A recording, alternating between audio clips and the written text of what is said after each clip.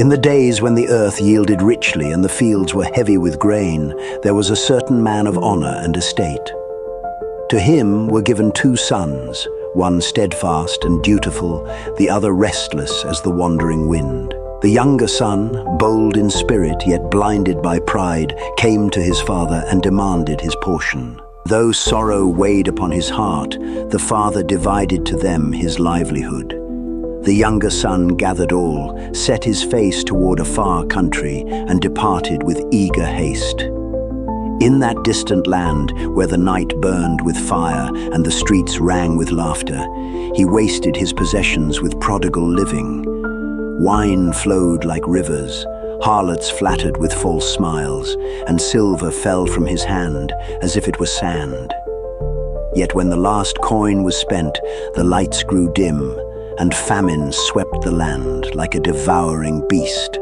In hunger and desperation, he joined himself to a citizen of that country and was sent into the fields to feed swine. Filth clung to his garments, and despair gnawed his soul.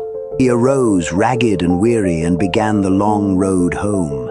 His feet stumbled, his eyes hollow, yet hope stirred faintly within him. But while he was still a great way off, his father saw him. Compassion leapt within the father's heart like a flame rekindled. He ran, robes flowing, arms outstretched, and fell upon his son's neck, kissing him with tears of joy. The son, broken and repentant, began his confession. But the father, silencing his shame with mercy, called out to his servants. And they began to be merry, the house filled with music and light. Yet in the fields the elder son labored as he had always done, his hands calloused with toil, his face marked by sun and duty. Returning from his work, he heard the sound of music and dancing, and he grew troubled. Learning of his brother's return, his heart hardened, and he would not enter. So the story stands, one son who wandered and found mercy, another who remained yet wrestled with pride. And in this tale we see ourselves, for we too are the lost who have strayed, and we too are the proud who must learn the Father's heart. For the kingdom of heaven rejoices when even one sinner repents. The Father runs to meet the broken. He robes the ashamed in honor. He silences guilt with a feast of grace.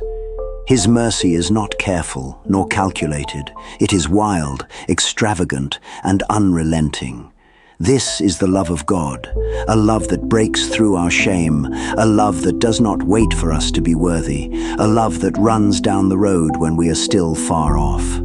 A love so lavish, so uncontainable, that the world calls it reckless.